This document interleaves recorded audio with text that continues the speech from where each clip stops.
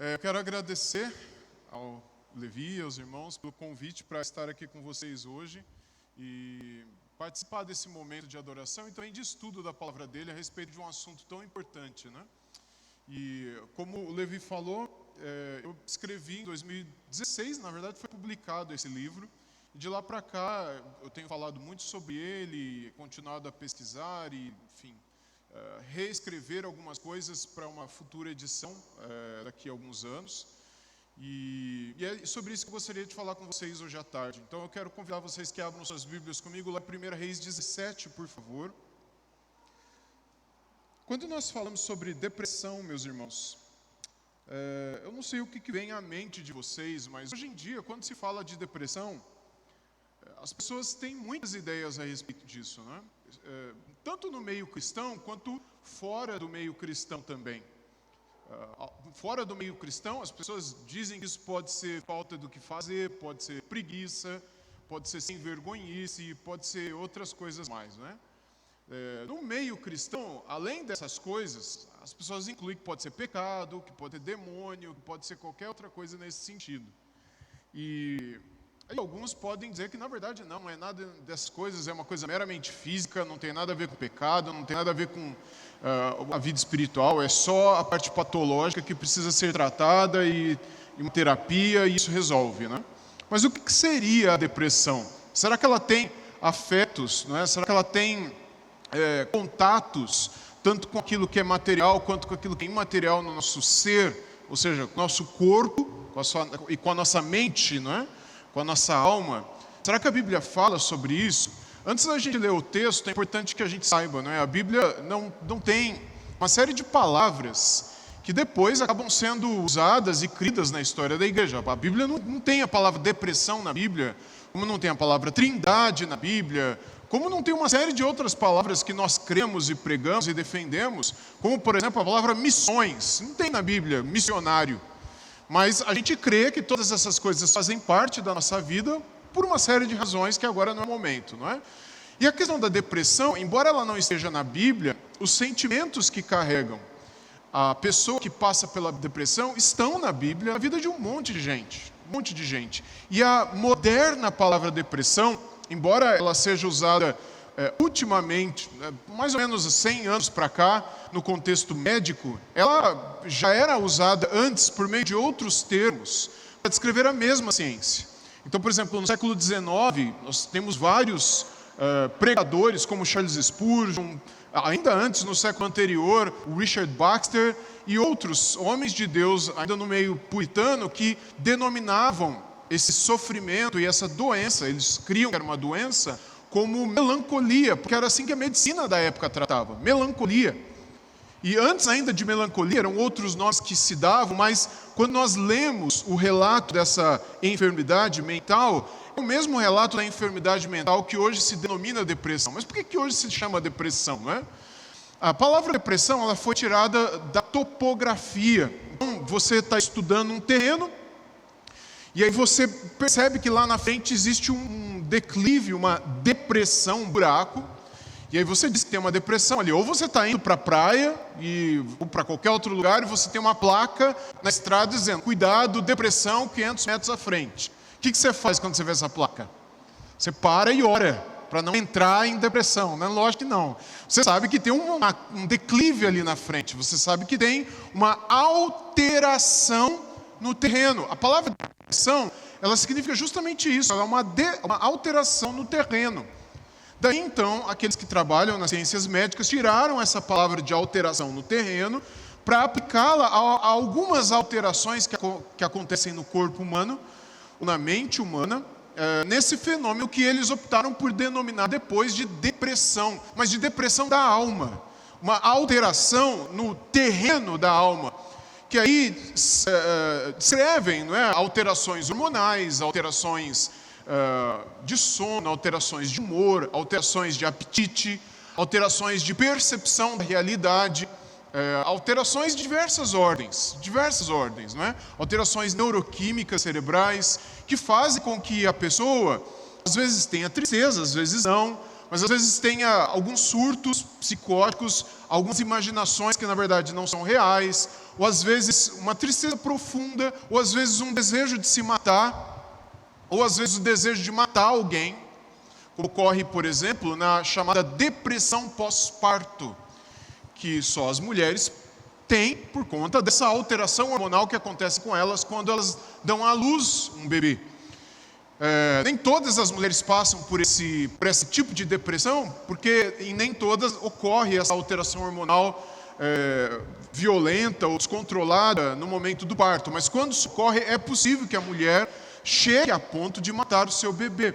Hoje em dia isso é muito bem controlado, então os médicos eles estão preparados, especialmente aqueles que fazem o parto, para, caso ocorra alguma alteração hormonal que cause isso, controlar essa situação ali na hora, né? Então é muito raro disso acontecer hoje em dia. O problema é muitas vezes após o parto, alguns dias, e essa alteração hormonal voltar a acontecer e a mãe já está com o bebê em casa e ela criar uma certa rejeição à criança, coisas que não são normais da mãe, não são naturais dela, não são do seu próprio ser. Pelo contrário, elas quiseram aquela criança, amaram aquela criança, se prepararam para receber aquela criança, compraram roupinhas para aquela criança, enfim, está tudo preparado. Não é natural que ela agora rejeite e queira matar fora de si, a ponto que depois, quando volta em si, ela é capaz de tirar a própria vida de tanta tristeza por saber aquilo que fez. Essa alteração na percepção da realidade, que se chama popularmente de depressão pós-parto,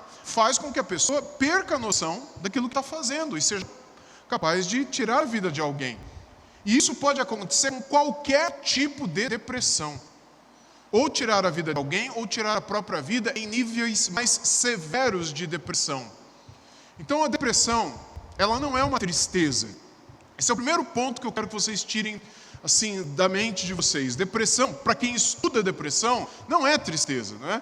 Tristeza é tristeza, não é? Luto não é depressão.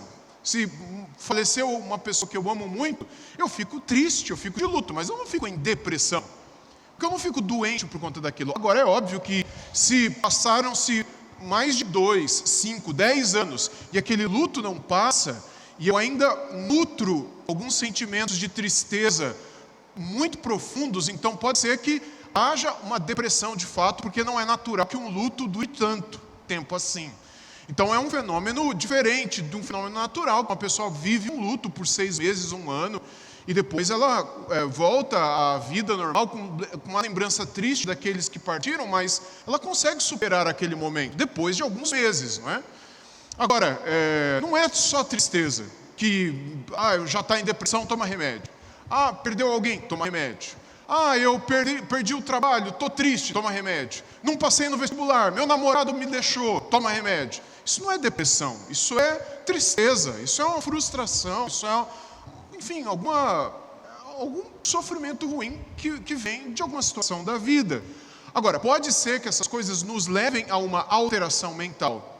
Essa alteração mental se dá o nome de depressão. A depressão, portanto, quando você é diagnosticado por um médico como depressivo, como uma pessoa em depressão, ou quando alguém chega para você e diz, olha, o médico disse eu estou em depressão, isso significa que a pessoa está enferma. Ela não está com frescura, ela não está com demônio, ela não está com pecado, ela não está com nada, ela está doente. Pode ser que um demônio tenha levado ela para aquela doença. Na Bíblia, inclusive, tem um caso relacionado a isso. Pode ser que um ou vários pecados tenham levado ela àquela doença. Na Bíblia está cheio de casos relacionados a isso. Mas pode ser que não tenha demônio nem pecado sido a causa imediata daquilo. Embora o pecado sempre é a causa de tudo. Aliás, você vai morrer por causa do pecado, né? A gente só morre por causa de pecado, a gente fica com gripe por causa de pecado, tudo o pecado nos legou esse corpo corruptível que só a glória transformará. A ressurreição do nosso corpo na segunda vinda de Cristo transformará. Mas até lá, tudo é consequência última do pecado. Mas uma consequência imediata, nem sempre. Pode ser que você desenvolva uma depressão, uma doença, por conta de um pecado. Mas nem todo pecado leva a isso imediatamente, não é? Pode ser que seja uma alteração hormonal, como é no caso da depressão pós-parto. como é em algumas outras situações em que há algumas deficiências de alguns hormônios ou de algumas outras substâncias neuroquímicas também, não é? Então, nem toda depressão é fruto de pecado. Algumas são fruto de mero problema físico, mas todas, quando diagnosticadas como tal, devem ser tratadas por um médico e por alguém que possa caminhar com ela espiritualmente para socorrê-la também. Então, diante dessa realidade, eu gostaria de ler a história de Elias com vocês, meus irmãos. Está em 1 Reis 17, que começa dizendo assim: Então Elias, o tesbita, dos moradores de Gileade, disse a Acabe: Tão certo como vive o Senhor, Deus de Israel, a quem eu sirvo, não haverá nem orvalho nem chuva nos próximos anos, a não ser quando eu disser. Então a palavra do Senhor veio a Elias dizendo: Saia daqui e vá para o leste, e esconda-se junto ao ribeiro de Querite, nas imediações do Jordão. Você beberá da água do ribeiro, e eu ordenei aos corvos que sustentem você naquele lugar. Então Elias foi e fez segundo a palavra do Senhor. Retirou-se e ficou morando junto ao ribeiro de Querite, nas imediações do Jordão. Os corvos lhe traziam pão e carne pela manhã, bem como pão e carne ao anoitecer, e ele bebia da água do ribeiro, mas passados alguns dias o ribeiro secou, porque não chovia sobre a terra. Apenas até aqui por enquanto. Bem, o versículo 1 diz para nós que Elias era um tesbita. Antes da gente chegar na questão da depressão, vamos entender esse contexto todo aqui. O que é tesbita? Isso significa que ele era de Tisbé. Quem nasce em Rio Claro é o quê? Rio Clarense. Quem nasce em Tisbé é tesbita. Só que nunca mais você vai ouvir falar de nenhum tesbita na sua vida. Porque ele é o único de quem a gente ouve falar. Segunda informação, tente achar em qualquer mapa bíblico a cidade de Tisbé. Você não vai achar. Porque ela é uma cidade tão insignificante que a maioria dos comentaristas nem ousam dizer que era cidade. Era uma aldeia, uma pequenina vila, formada por algumas famílias. Mas é dessa cidade totalmente insignificante, de uma família que nós não sabemos qual é, da qual não se sabe de nenhuma outra pessoa que se tornou conhecida, que Deus escolheu uma pessoa de uma família desconhecida, de uma cidade desconhecida e inexpressiva, para ser o seu porta-voz naquele tempo, em que reinava o pior de todos os reis de Israel, para ser o porta-voz dele, de Deus, diante da nação e desse rei, no tempo do qual todos os profetas estavam sendo mortos. Só para a gente lembrar um pouco da história, aqui a gente acabou de ler, era a época do rei Acabe. Acabe reinava no reino do norte, o reino de Israel.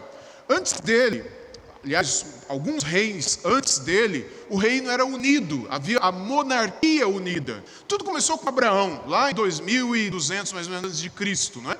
E aí depois vem o Isaac, o Jacó. Jacó tem os 12 filhos, forma as 12 tribos de Israel. Eles todos se multiplicam no Egito. Depois de 400 e poucos anos, Moisés os tira de lá e os leva durante 40 anos para Canaã. Em Canaã, Moisés morre, Josué conquista toda aquela terra, e aí Josué morre, depois que toda aquela terra está dividida entre todos aqueles 12 filhos de Jacó, as 12 tribos de Israel, que já são milhões de pessoas. E aí não tem um líder em Israel. O que eles possuem eram juízes. E é o período dos juízes, que dura mais ou menos 400 a 500 anos. Onde o juiz era uma espécie de líder nacional, mas havia também as lideranças locais de cada tribo. Mas chegou um tempo, quando era a época do último juiz, que era Samuel, em que o povo queria um rei. Mas Deus não queria dar um rei ainda a eles. Porque ele haveria de dar um rei da tribo de Judá, que seria um rei segundo o seu próprio coração. Mas o povo queria um rei segundo o seu próprio coração, do povo. E aí o Samuel ficou triste com aquilo. Deus disse que não era nada com ele, era contra si mesmo, contra Deus. Deixa o povo escolher. E aí escolheram Saul. Saul era um rei segundo o coração dos homens.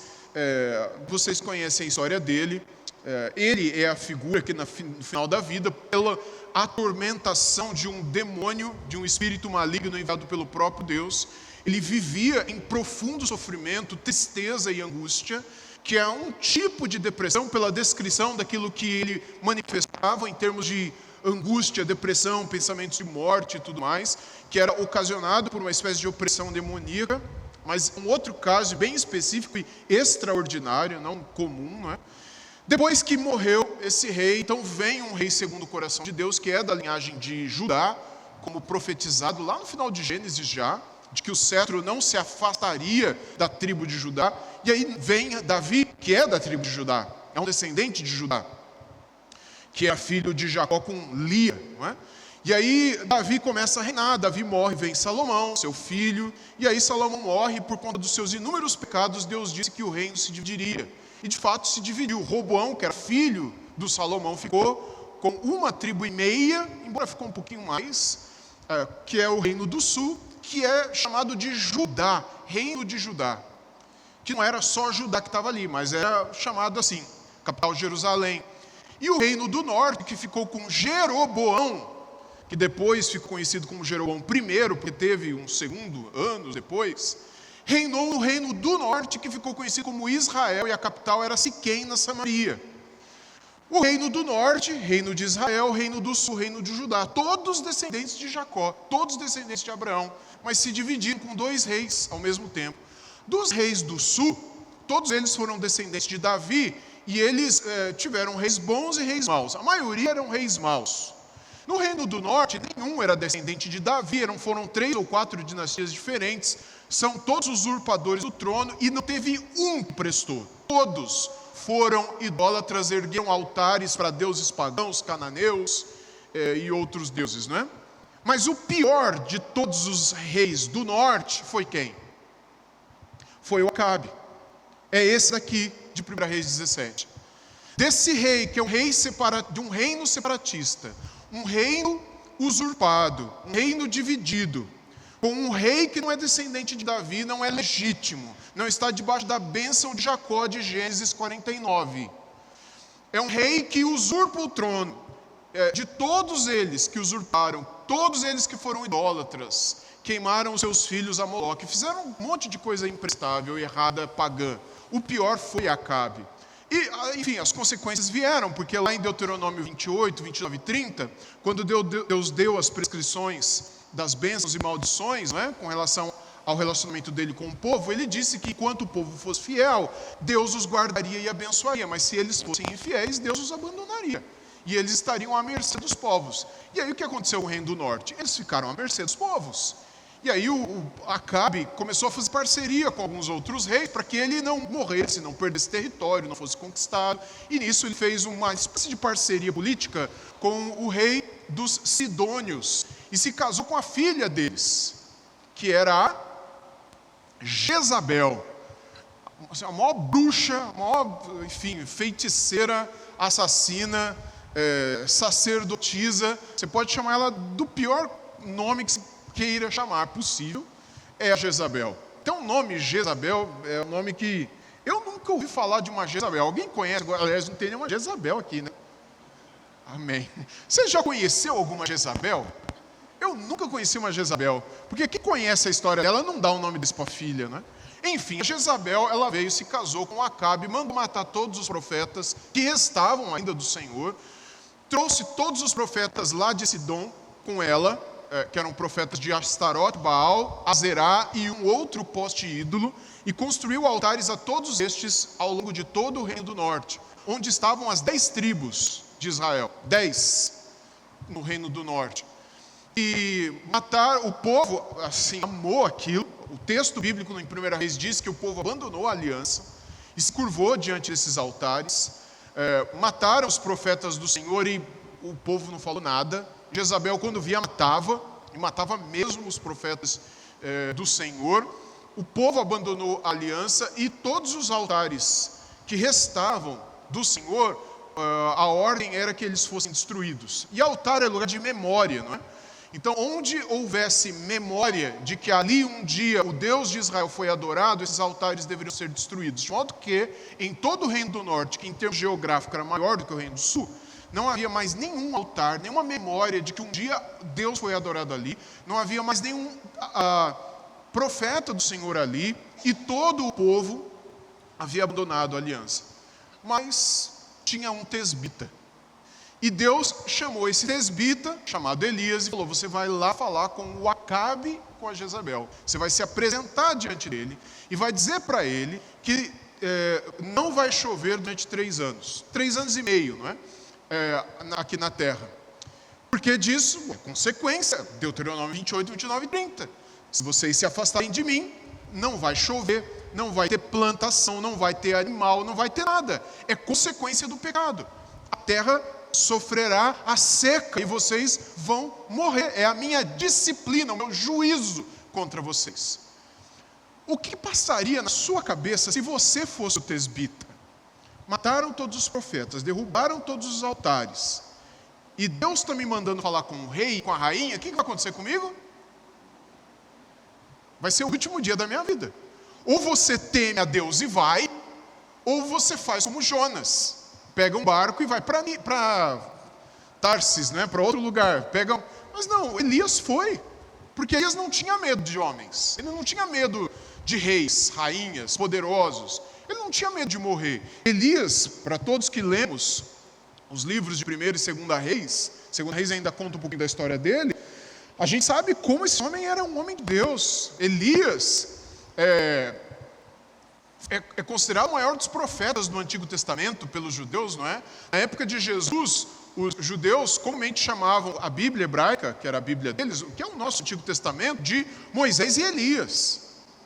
Porque Moisés escreveu a Torá, o Pentateuco, né, os 5 primeiros livros da Bíblia, e Elias não escreveu o resto, mas o resto seriam os escritos e profetas que estão resumidos na figura daquele que seria o maior dos profetas, que era o Elias, na mentalidade dos judeus.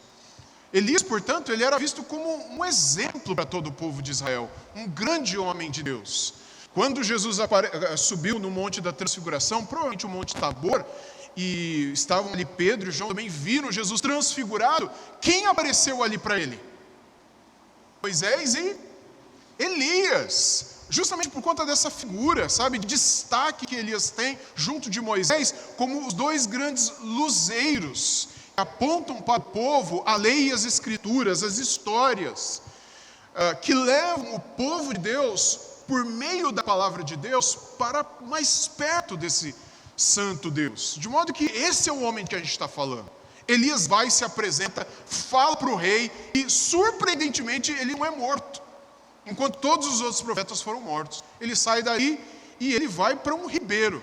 Talvez para o rei não encontrá-lo e não matá-lo. E ele bebe da água do ribeiro e o que ele vai comer? Deus diz, eu vou mandar corvos, pássaros, para alimentar você. E aí eles vão trazer o bico e você vai comer. Enfim, o último versículo que lemos diz que depois de um tempo o ribeiro secou porque não chovia mais. E aí, provavelmente essas aves não trouxeram mais pão. E aí Elias sai dali e vai para uma região estrangeira, que é a região de Sarepta, e ali vive com uma viúva. Mas eu quero pular essa passagem porque eu quero ir mais para a parte que me cabe aqui com relação à chamada depressão de Elias. Peço que você vá agora para o capítulo 18 comigo, por favor. A partir do capítulo 18, no versículo 1, nós lemos assim.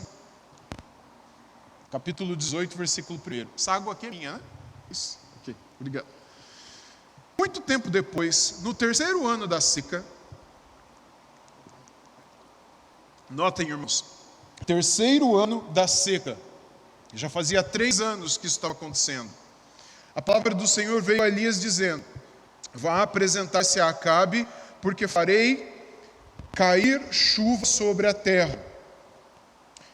Então é a 2ª vez que Deus manda ele ir lá falar com Acabe, 3 anos depois. Então Elias foi se apresentar a Acabe. A fome era extrema em Samaria. Acabe chamou Obadias, o responsável pelo palácio. Esse Obadias era um homem que temia muito o Senhor.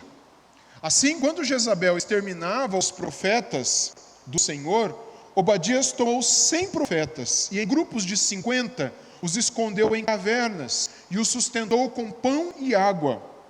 E Acabe disse a Obadias, vá pela terra por todas as fontes de água e a todos os vales, pode ser que achemos capim para que salvemos as vidas dos animais, dos cavalos, das mulas e não percamos todos os animais. Repartiram entre si a terra e iam percorrer. Acabe foi sozinho por um caminho, Obadias foi sozinho por outro. Quando Obadias já estava a caminho, eis que Elias se encontrou com ele. E Obadias, reconhecendo, prostrou-se com o rosto em terra e disse: é você mesmo? É o meu senhor Elias? E ele respondeu: sim, sou eu. Vai e diga a seu senhor, eis que Elias está aqui. Mas Obadias disse: em que pequei para que você queira entregar esse seu servo nas mãos de Acabe, e ele me mate? Tão certo como vive o Senhor seu Deus, não houve nação nem reino onde o meu senhor, o rei, não mandasse homens à sua procura. E quando diziam: ele não está aqui, fazia aquele reino ou aquela nação jurar que não havia encontrado. E agora você quer que eu vá dizer ao meu senhor rei que Elias está aqui? Pode ser que, tão logo eu me afaste de você, o Espírito do Senhor Deus o leve não sei para onde, e se eu der a notícia a Acabe e ele não o encontrar, ele me matará a mim. Este é seu servo, que temo o Senhor desde a minha mocidade. Por acaso não contaram a meu senhor o que fiz? Quando Jezabel matava os profetas do Senhor, como eu escondi 100 dos profetas do Senhor em cavernas, de 50 em 50, e os sustentei com pão e água? Agora você quer que eu vá e diga, meu senhor, que Elias está aqui? Ele vai me matar. Então Elias respondeu: tão certo como vive o Senhor dos exércitos, a quem eu sirvo, hoje mesmo me apresentarei a Elias. Então Obadias foi se encontrar com Acabe e lhe deu a notícia, e Acabe foi se encontrar com Elias. Irmãos, a gente já vai continuar o texto, mas é importante que a gente se apegue a alguns detalhes. Obadias, aqui não tem nada a ver com o profeta Obadias, né? É um outro Obadias, que era um administrador, digamos assim, do palácio de Acabe, mas era um homem que temia a Deus. Não era profeta, não era nada, ele era um mero israelita, mas que temia o Senhor. E enquanto a Jezabel matava todos os profetas, Obadias, escondeu 100 em 2 cavernas, e escondido levava pão e água durante 3 anos para esses homens. Outro detalhe é que a fome era tão grande que até os animais do rei estavam morrendo. O rei e o seu palácio deveriam ser os últimos a serem atingidos. Se eles estavam nessa situação, imagina o povo. Então o Obadias foi para um lado, ele era o administrador da casa, e o Acabe, desesperado, foi por outro lado, para encontrar capim para os animais. Vejam a situação. No meio do caminho, o Obadias encontra o Acabe. Ele fica feliz, e o Acabe, ele encontra o Elias, e ele fica feliz, e acontece toda essa conversa que nós lemos. Mas o que o Elias estava fazendo? Ele estava obedecendo o que Deus mandou ele fazer no versículo 1, ou seja, depois de 3 anos, não é? Agora você vai lá, você vai se encontrar com Acabe de novo, e eu quero falar com Acabe. E o Elias estava vindo. Só que o Acabe não estava no palácio, o Acabe estava procurando comida para os animais. E o Obadias se encontrou e disse o que ele disse, e por fim o Elias o convenceu, e o Obadias voltou, contou para o Acabe, e aí o Acabe foi se encontrar com Elias. E aí nós continuamos no texto, que diz o seguinte, verso 17: quando Acabe viu Elias, disse: então é você, o perturbador de Israel. E Elias respondeu: eu não tenho perturbado Israel. Quem tem perturbado Israel é você, a casa do seu pai. Porque vocês abandonaram os mandamentos do Senhor e seguiram os Balaíns. Respondam para mim se esse Elias era homem ou não era. Era corajoso ou não era. O rei diz para ele: é você, perturbador de Israel. E ele poderia dizer: sim, sou eu, teu servo, Elias, mas Deus me mandou aqui para te dar uma mensagem. Ou ele poderia ficar quieto, mas não, quem tem perturbado a casa de Israel é você, a casa do seu pai. E aí depois ele dá uma ordem para o rei, veja o verso 19: agora ordene que todo Israel venha e se encontre comigo no Monte Carmelo. Convoque também os 450 profetas de Baal e os 400 profetas da deusa Azerá, que são sustentados por Jezabel. O rei poderia ter virado para ele e ter dito: quem que você pensa que você é, rapaz? Para dar ordem para mim? Você sabe com quem você está falando? Você acha que eu vou falar com a rainha? Você acha que eu e ela atenderemos a sua ordem para que os profetas, quase 1.850 profetas de Baal e Azerá, deixem tudo o que eles fazem seus altares, para irem até o Monte Carmelo. Fazer o que no Monte Carmelo? No alto, com você? Para quê? Ele poderia ter discutido, mas surpreendentemente, porque Deus estava com Elias e Elias estava com Deus, o rei atende à voz de Elias. E o verso 20 diz que então Acabe enviou mensageiros a todos os filhos de Israel e ajuntou os profetas no Monte Carmelo. E depois Elias se aproximou de todo o povo e disse: até quando vocês vão ficar? Vocês ficarão pulando de um lado para o outro. Se o Senhor é Deus, sigam-no. Se é Baal, sigam-no. Elias dá uma bronca no povo de Israel, né? Porém o povo não disse uma só palavra. Então Elias disse ao povo: eu sou o único que restou dos profetas do Senhor. E os profetas de Baal são 450 homens. Tragam agora 2 novilhos. Eles que escolham para si um dos novilhos, e cortando-o em pedaços, o ponham sobre a lenha. Porém não ponham fogo. Eu prepararei o outro novilho e o porei sobre a lenha, mas não porei fogo. Então eles invocarão o nome do seu Deus, e eu invocarei o nome do Senhor. E há de ser que o Deus que responder com fogo, esse é que é Deus. E todo o povo respondeu: é uma boa proposta. E Elias disse aos profetas de Baal: escolham um dos novilhos, preparem-no primeiro, porque vocês são muitos. Depois invoquem o nome do Deus de vocês, mas não ponham fogo na lenha. Pegaram o novilho que lhes foi trazido, prepararam-o e invocaram o nome de Baal desde a manhã até o meio-dia, dizendo: ó Baal, responde-nos. Porém não se ouviu nenhuma voz, e não houve quem respondesse. E ficaram pulando ao redor do altar que tinham feito. Ao meio-dia, Elias começou a zombar deles, dizendo: gritem mais alto, porque ele é Deus. Pode ser que esteja meditando, atendendo a necessidades, ou viajando, talvez esteja dormindo e necessite que o acordem.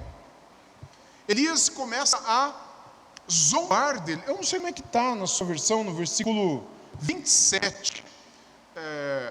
Aqui na versão que está sendo colocada aí, diz que, pode colocar o próximo slide aí, que você diz: pode ser que esteja meditando, atendendo a necessidades. É a mesma versão minha aqui. Ou viajando. Tem alguma Bíblia aqui que está diferente de atendendo a necessidades? Pode falar se tiver. Primeiro meditando, depois atendendo a necessidades, ou todo mundo está igual? Ocupado, ok. Tem alguma outra versão? Dormindo, aí já é mais embaixo, né? No lugar do ocupado e atendendo a necessidades, tem alguma outra versão? Oi? Qual é a sua versão, irmão? NTLH? Ok. Nova tradução da linguagem de hoje. Olha só, pessoal. Nenhuma versão bíblica que eu tenha conhecido até hoje traduziu esse texto como ele está no original. Porque é muito vergonhoso traduzir o que está no original. Até para eu dizer aqui, eu não tenho coragem de dizer. A versão que o colega leu ali é o que chega mais perto. Eu não lembro de ter lido na NTLH essa porção aqui da Bíblia. Tem a nova tradução da linguagem de hoje, é uma versão bem facilitada, e às vezes ela facilita até demais, colocando uma palavra que não é o que está na Bíblia. Mas nesse caso é o que chegou mais perto. Porque de fato, o que o Elias falou pode ser que ele esteja fazendo o número 2. Mas ele, sabe aquele jeito rasgado que a gente tem para falar, que a gente só fala com familiar, com pessoa que é muito amiga nossa? Vocês sabem do que eu estou falando, né? Que assim, polidamente, educadamente, a gente fala é 2, né? Ela está falando número 2. É isso que o Elias falou. Pode ser que ele esteja meditando, pode ser que ele esteja, né? Ou viajando. É pior do que indo ao banheiro. Literalmente, é o que diz aí no início do versículo, que Elias começou ao meio-dia a zombar deles. Zombar deles. É literalmente isso que o Elias está fazendo aqui. Aí no versículo 28, continua dizendo que eles clamavam em altas vozes e se cortavam com facas e com lanças, segundo o seu costume, até ficarem cobertos de sangue. E passado o meio-dia, eles profetizaram até a hora do sacrifício da tarde, porém não houve voz, nem resposta, nem atenção alguma. E então Elias disse a todo o povo: aproximem-se de mim. E todo o povo se aproximou dele. Elias restaurou o altar do Senhor, que estava em ruínas, pegou 12 pedras, segundo o número dos 12 das tribos dos filhos de Jacó, a quem tinha vindo a palavra do Senhor, dizendo: seu nome será Israel. Com aquelas pedras edificou o altar em nome do Senhor. Ao redor deles ele fez uma vala, capaz de conter 2 medidas de sementes, e então armou a lenha e cortou o novilho em pedaços e o pôs sobre a lenha. E então disse: encham 4 cântaros com água e derramem sobre o holocausto e sobre a lenha. E disse mais: façam isso outra vez. E eles o fizeram. E disse mais: façam isso pela terceira vez. E eles fizeram pela terceira vez. E a água escorria do altar e enchia também a vala aberta. Ou seja, depois que os profetas de Baal e de Azerá passaram o dia inteiro tentando invocar o nome desse falso Deus para que fogo caísse do céu, e nada aconteceu, então Elias disse: agora eu vou invocar o nome do meu Deus. A primeira coisa que ele fez foi reedificar um altar em Israel. Lembrem-se de que todos os altares haviam sido destruídos, não haviam mais altares, mas ele reedificou. Ele pôs 12 pedras, grandes provavelmente, porque ele ia pegar um novilho, ou seja, um boi pequenininho, recém-nascido, cortou esse boizinho, um novilho, em pedaços, e colocou em cima dessas 12 pedras, em memória das 12 tribos de Israel, colocou lenha em cima das pedras, colocou o novilho cortado em cima delas. Depois cavou um buraco, uma vala ao redor desse altar, pediu para que trouxessem água e encharcassem isso, 1, 2, 3 vezes, para que ninguém depois pudesse dizer que por uma mágica qualquer, Elias tivesse ateado fogo e incendiado, e o povo então achasse que caiu fogo do céu. Então, para que ficasse evidente a todos ali que não houve nenhum artifício mágico, Elias pede para que aquilo tudo ficasse extremamente encharcado, né? E foi o que aconteceu. Feito isso, o versículo seguinte diz que quando chegou a hora do sacrifício da tarde, o profeta Elias se aproximou do altar e disse: ó Senhor, Deus de Abraão, de Isaque e de Israel, que hoje se fique sabendo que tu és Deus em Israel, e que eu sou teu servo, e que segundo a tua palavra fiz todas estas coisas. Responde-me, Senhor, responde-me, para que este povo saiba que tu, Senhor, és Deus, e que fizeste o coração deles voltar para ti. Então caiu fogo do Senhor e consumiu o holocausto, a lenha, as pedras e a terra, e ainda lambeu a água que estava na vala. Quando o povo viu isso, todos se prostraram com o rosto em terra e disseram: o Senhor é Deus, só o Senhor é Deus. Então Elias disse: prendam os profetas de Baal, que nenhum deles escape. E eles os prenderam, e Elias os fez descer até o ribeiro de Quizon, e ali os matou. Então Elias disse a Acabe: suba, vá comer e beber, porque já se ouve barulho de abundante chuva. Irmãos, só um parênteses: depois que Elias orou, caiu fogo do céu, consumiu o novilho, o holocausto, a lenha, a pedra, o buraco, a terra, e o povo se curvou. O povo, que era uma multidão, eram milhares de pessoas, só de profeta tinha quase 1000, imagina de gente. E o povo, todos com o rosto em terra, diziam: só o Senhor é Deus, só o Senhor é Deus. Então 2 coisas aconteceram aqui, uma terceira está para acontecer. 2 coisas aconteceram. Primeira, um altar foi restaurado, que foi o que Elias restaurou. Segunda coisa, a aliança foi restaurada. O povo agora reconhece que de fato não há outro Deus, não há outro Senhor, só o Senhor é Deus. E a terceira coisa que aconteceu é, Elias diz para Acabe: sobe, vai comer e beber, porque já se ouve barulho de abundante chuva. Por que não chovia em Israel por 3 anos e meio? Por conta de um juízo de Deus. Juízo porque o povo havia abandonado a aliança. Por que Elias diz que vai chover? Porque o povo havia retomado a sua aliança. A chuva que viria é sinal da bênção de Deus que retornaria àquele povo. Bênção que só foi embora, chuva que só parou de cair porque o povo se tornou idólatra. Bem, o verso 42 diz que Acabe subiu para comer e beber, mas Elias subiu até o alto do Carmelo, e ali, encurvado para a terra, pôs o rosto entre os joelhos e disse ao seu servo: vai e olhe para o lado do mar. Ele foi, olhou e disse: não vi nada. Então Elias disse: volte. E assim por 7 vezes. Na 7ª vez o servo disse: eis que se levanta do mar uma nuvem pequena, como a palma da mão de um homem. Então Elias disse: suba e diga a Acabe: apronte o seu carro e desça para que a chuva não te detenha.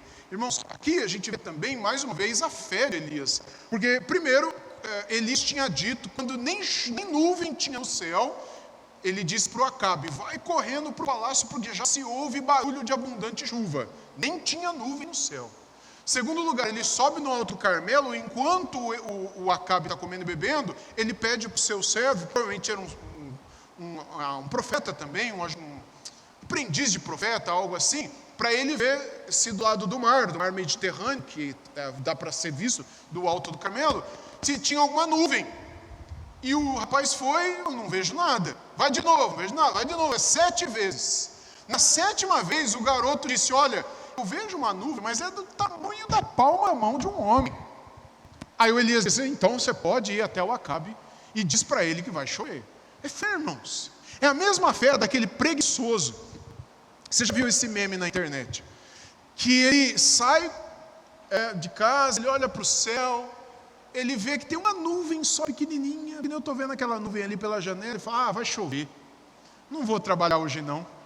Você já viu isso? Vai cair muita água, melhor ficar em casa para não me molhar. É isso que Elias fez, só que a nuvem que Elias viu era menor do que aquela.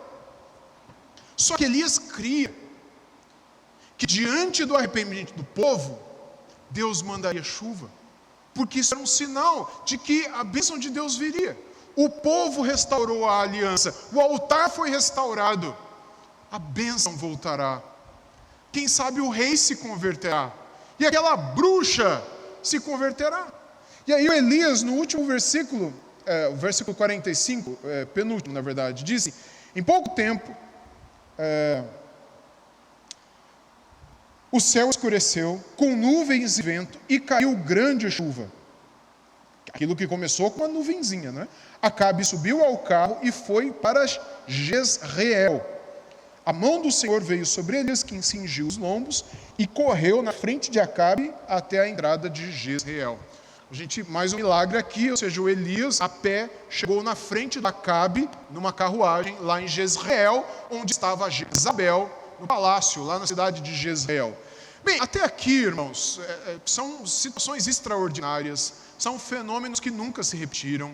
Fogo cair do céu, um grandíssimo avivamento, onde um povo havia dado as costas para Deus, todos se converteram, se arrependeram e se voltaram. A bênção de Deus voltou sobre o seu povo, um altar foi restaurado naquela época, tudo especial. Um homem que não temeu, um grande rei, um homem pequenino, de uma cidade inexpressiva, um profeta desconhecido, que era o único conhecidamente vivo ainda, que não teve medo de se apresentar diante do rei por 2 vezes até aqui.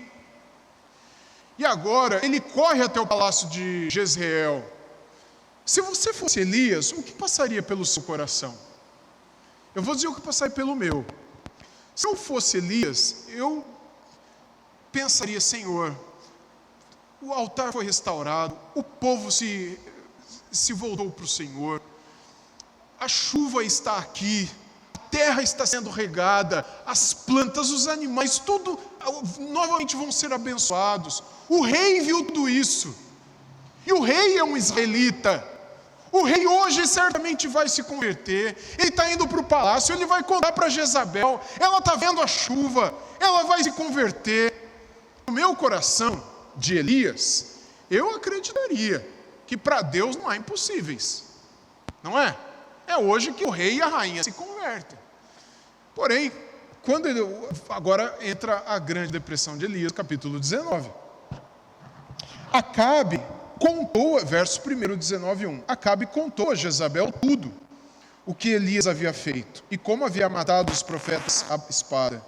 Então Jezabel mandou um mensageiro a Elias para dizer-lhe: que os deuses me castiguem, se amanhã a estas horas eu não tiver feito com a sua vida o mesmo que você fez com a vida de cada um deles. Ou seja, ao invés de conversão no coração de Jezabel, houve uma promessa de assassinato a Elias. Elias poderia ter dito o que para ela imediatamente, né? Aliás, o mensageiro que veio dizer a ele o recado de Jezabel, ele poderia ter dito: olha, você pode mandar uma mensagem para ela também, que ela não sabe o que ela está falando. Você pode dizer para ela que eu tenho medo dela. Eu não tive medo uma vez, não tive medo 2 vezes, que eu já fui me apresentar, sabendo que ela estava matando todos os profetas, e o meu Deus não deixou ela me matar. Você acha que eu vou ter medo agora?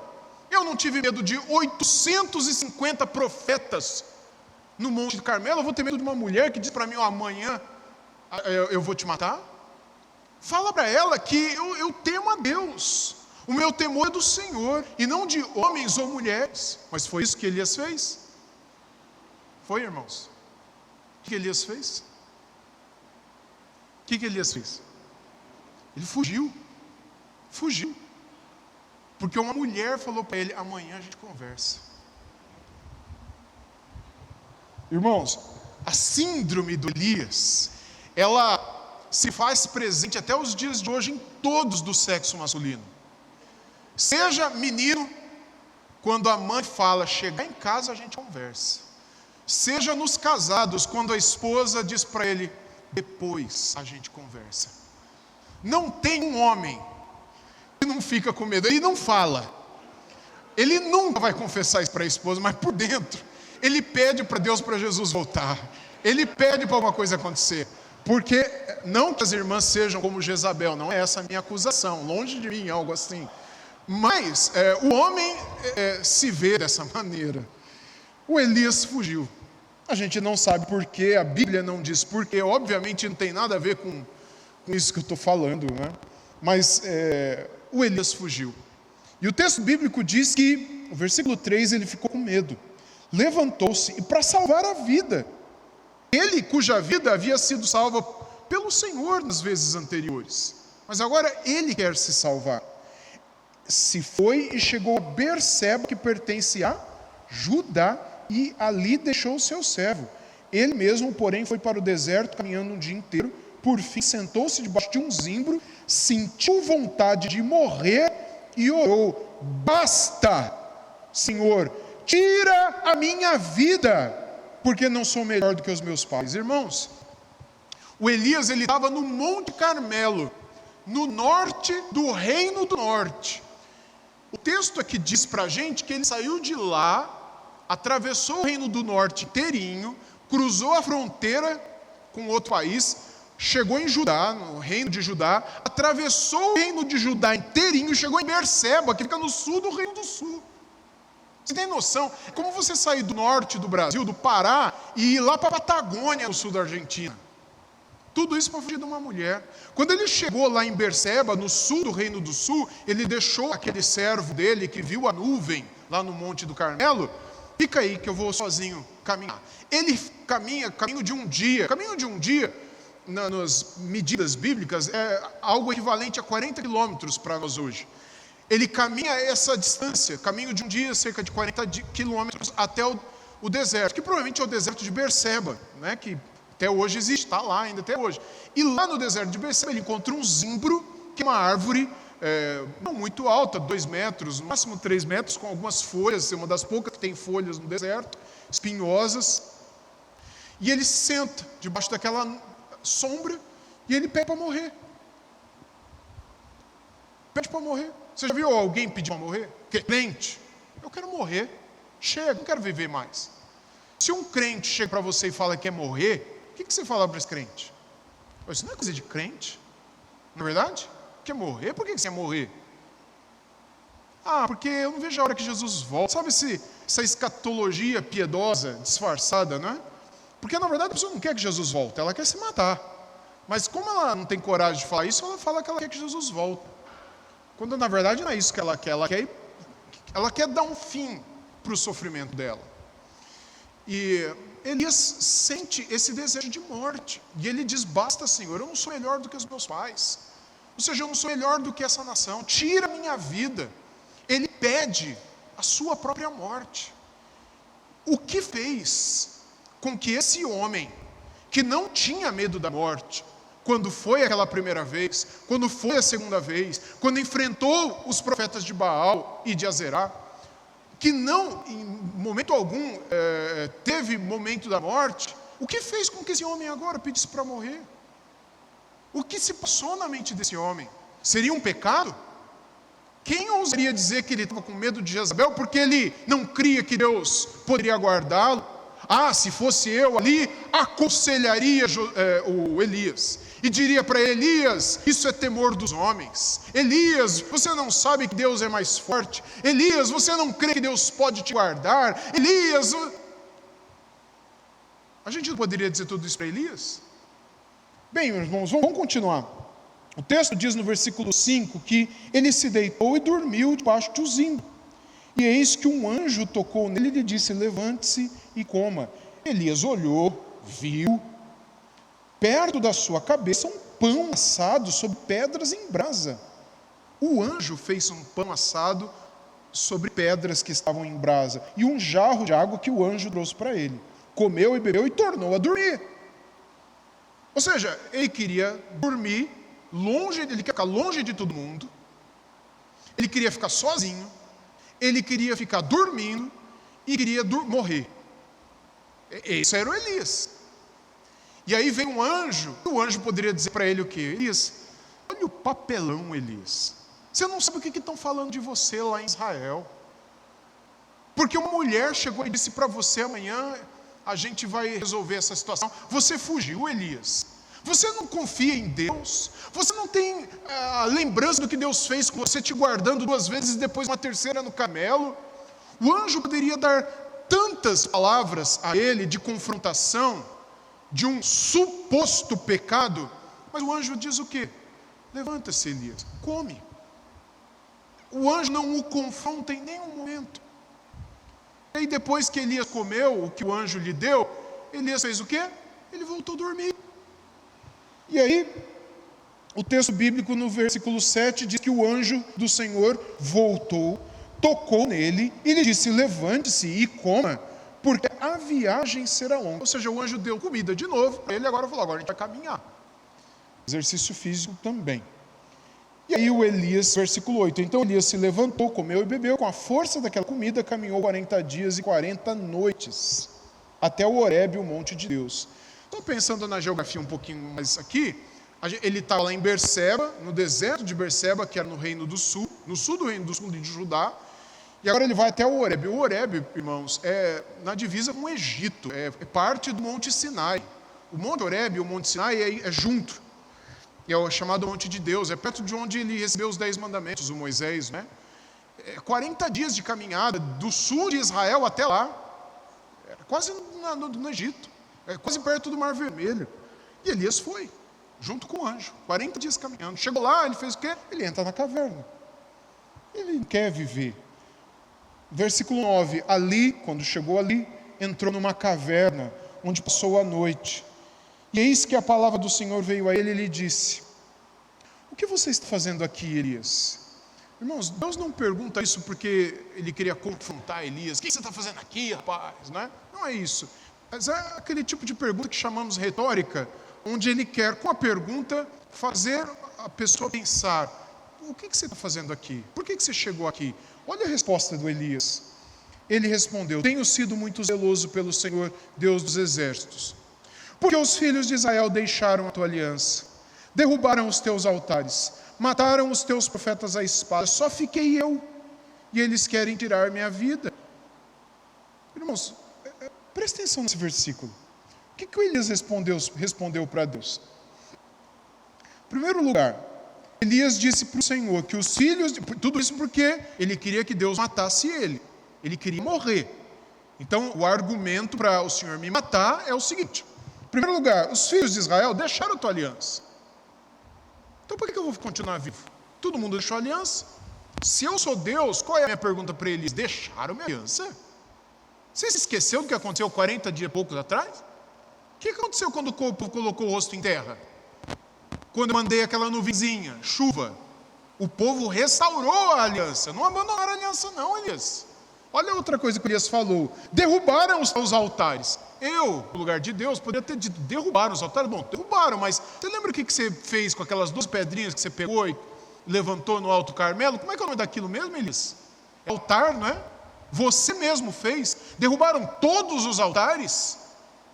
Você restaurou um. E eu derramei fogo do céu e aceitei aquele holocausto e o consumi. E Elias ainda diz, mataram todos os teus profetas à espada, só fiquei eu. Vocês lembram, irmãos, que o Obadias disse para ele, na segunda vez que ele foi encontrar com Acabe, o que o Obadias falou para ele? Que ele guardou 100 profetas em 2 cavernas. Será que ele esqueceu? Eu acho muito improvável que ele tenha esquecido, porque é um evento recente, a menos que alguma coisa aconteceu em sua mente. Alguma coisa aconteceu em sua mente, que fez com que ele se esquecesse dessa realidade. Mas ele disse isso para Deus, não tem nenhum profeta vivo, só eu. E estão querendo me matar agora. Eles quem? O povo de Israel. Ele não disse que ela está querendo me matar.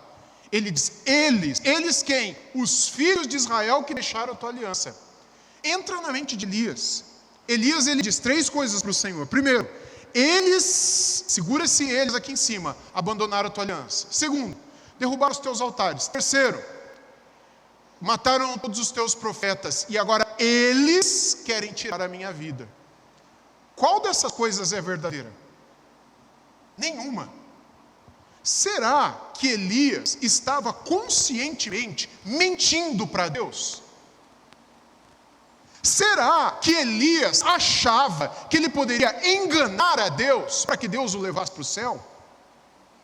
Ou será que esse homem estava com a mente dele doente? Ou será que esse homem, ele perdeu a noção da realidade e estava falando coisas sem sentido? Que se ele estivesse saudável mentalmente, ele jamais diria, porque saberia, sem mentiras. E onde um homem como esse, santo, mentiria para o próprio Deus?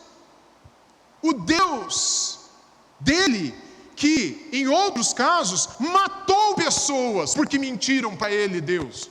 Por que Deus não matou Elias aqui?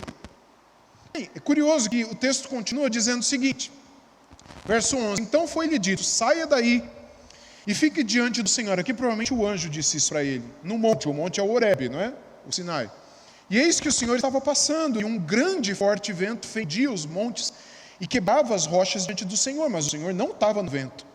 Depois do vento houve um terremoto, mas o Senhor não estava no terremoto. Depois do terremoto veio um fogo, mas o Senhor não estava no fogo. E depois do fogo veio um som de um suave sussurro.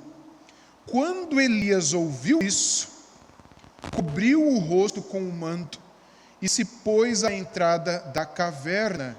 E eis que ouviu uma voz e lhe disse, o que você está fazendo aqui, Elias? Ou seja, depois que passou o fogo, terremoto, tempestade, aí vem um som tranquilo da natureza, um suave vento, né? As versões antigas dizem um cicio suave, não é? Que é um som tranquilo das folhas secas que caem da árvore, chega no chão e você pisa nela e ouve aquele craquelar das folhas. É esse som tranquilo de uma brisa da natureza. No meio disso, o Elias sai e ele diz, Deus está aqui. E Deus diz para ele de novo, o que você está fazendo aqui, Elias? É como se Deus estivesse dizendo, vou te dar uma segunda chance. Porque na primeira você não disse coisa com coisa. O que você está fazendo aqui? Sabe o que Elias fez? Ele deu um Ctrl-C, Ctrl-V, ele copiou e colou a resposta. Veja o verso 14. Ele respondeu, tenho sido muito zeloso pelo Senhor Deus dos exércitos, porque os filhos de Israel abandonaram tua aliança, derrubaram os teus altares, mataram os teus profetas à espada, só fiquei eu e eles estão querendo tirar minha vida. Se sou eu, aquele parente impaciente, se sou eu, aquele conselheiro grosseiro, eu viraria para Elias e diria, Elias, para de ficar repetindo mentira, Elias. Isso é coisa da sua cabeça. Você já me disse isso antes, Elias. Eu já te falei que não é essa a realidade. Eu poderia dizer tudo isso para Elias. Eu estaria mentindo?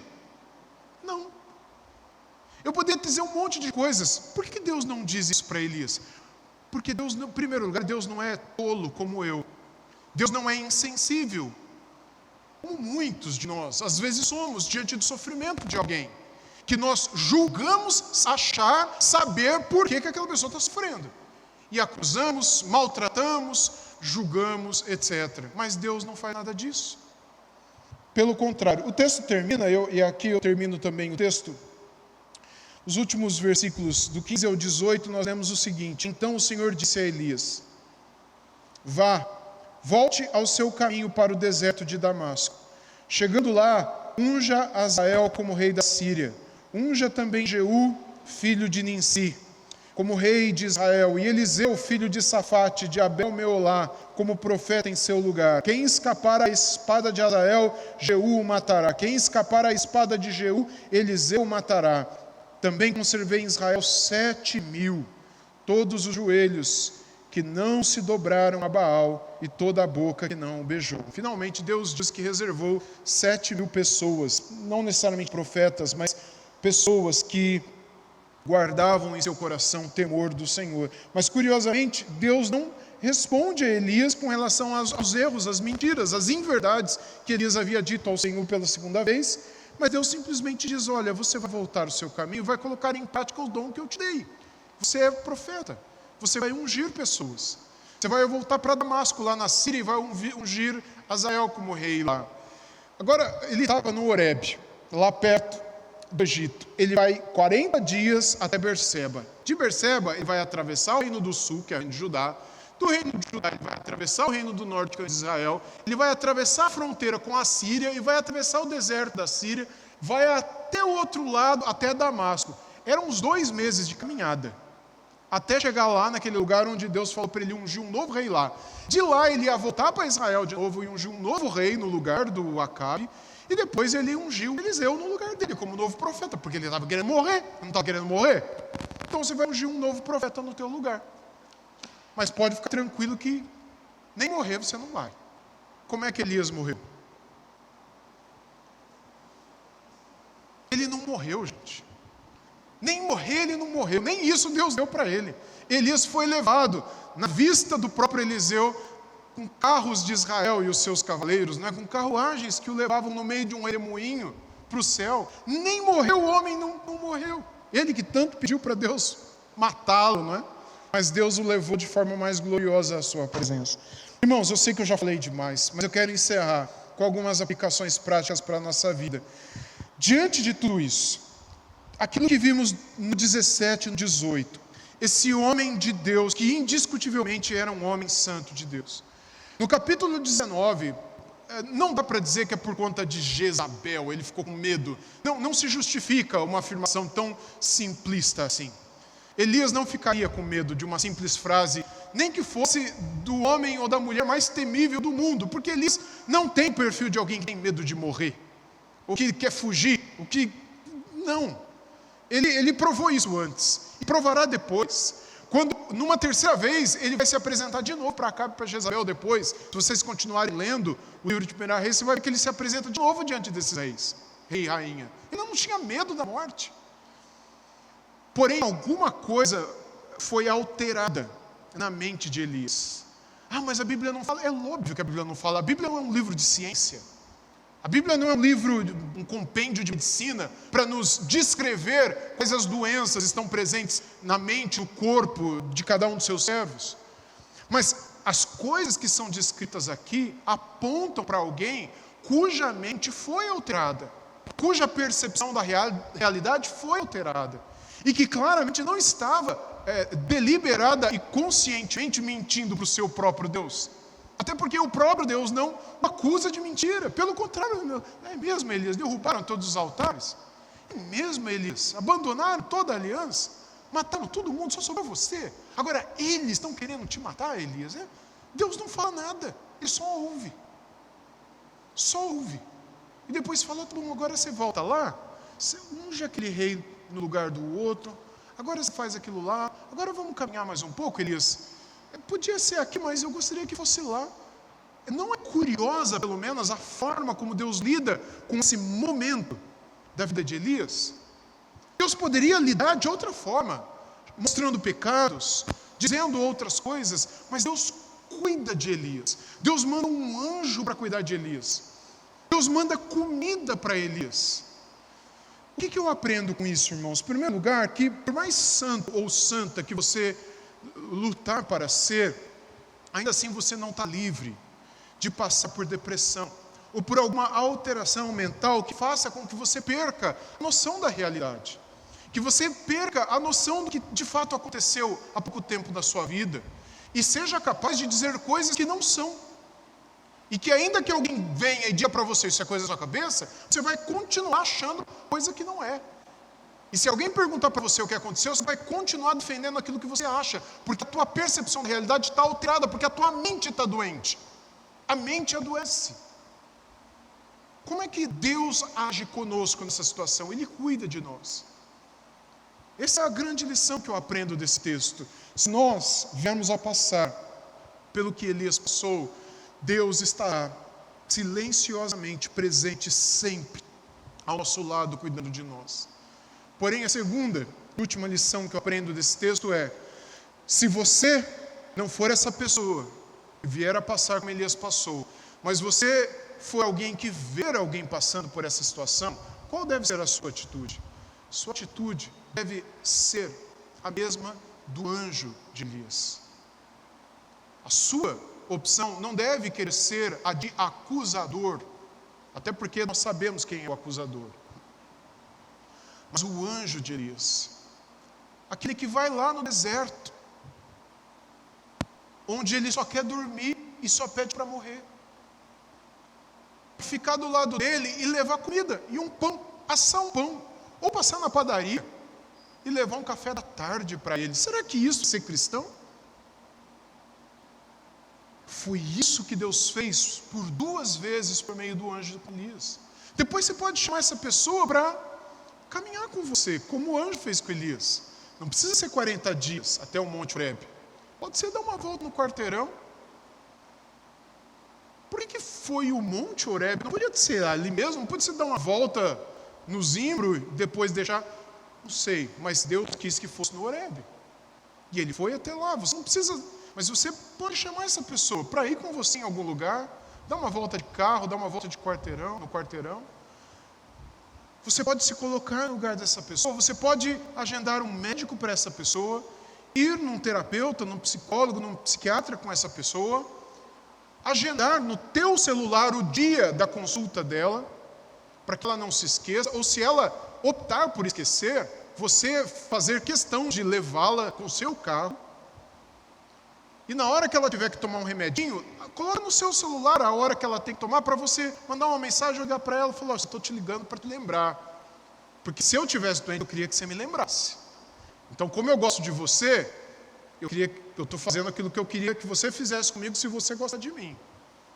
Se coloca no lugar daquela pessoa, porque pode ser que aquela pessoa só queira morrer. Pode ser que para aquela pessoa acabaram-se as esperanças. Pode ser que para aquela pessoa ela não esteja enxergando o mundo como o mundo de fato é. E por isso o coração dessa pessoa está tão aflito e vazio. Porque a mente dessa pessoa está alterada. Lembra da alteração, da depressão no terreno? Se esse é o fato, que nós sejamos como um anjo, ou como o próprio Senhor, ao nos colocar ao lado dessa pessoa. E ouvimos com paciência. Mesmo que essa pessoa esteja dizendo coisas repetidamente que não são reais, ouça, ame e diga depois: vamos fazer alguma coisa? Você sabe que a pessoa tem um talento de tocar, você pode tocar uma música, um louvor comigo agora? Foi isso que Deus fez com Elias. É óbvio que eu estou comparando aqui grosso modo, não é? O dom de Elias era outro. Como profeta, ele ungiria um rei, um profeta no lugar dele. Pode ser que a pessoa tenha um outro talento. Por exemplo, a pessoa cozinha muito bem. Vamos fazer um bolo? Incentiva a pessoa, ame a pessoa, esteja do lado dela. Sim, leia a Bíblia com ela, ore com ela, mas para além dos exercícios espirituais, faça todas essas outras coisas que nós vemos o Senhor fazendo em 1 Reis 19 também.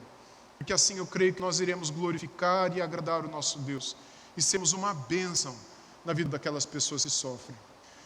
Irmãos, há muitas coisas que podem ser ditas sobre depressão.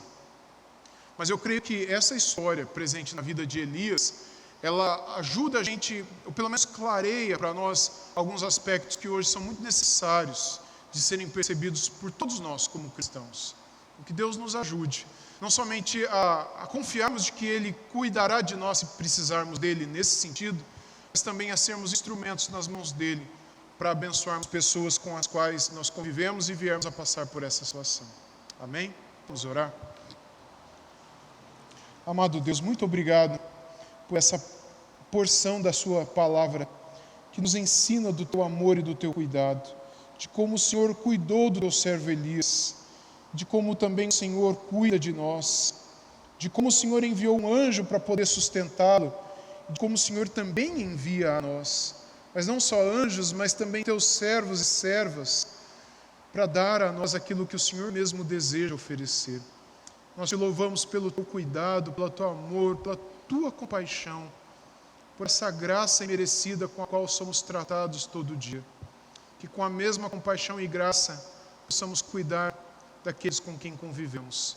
É a nossa oração em nome de Jesus. Amém.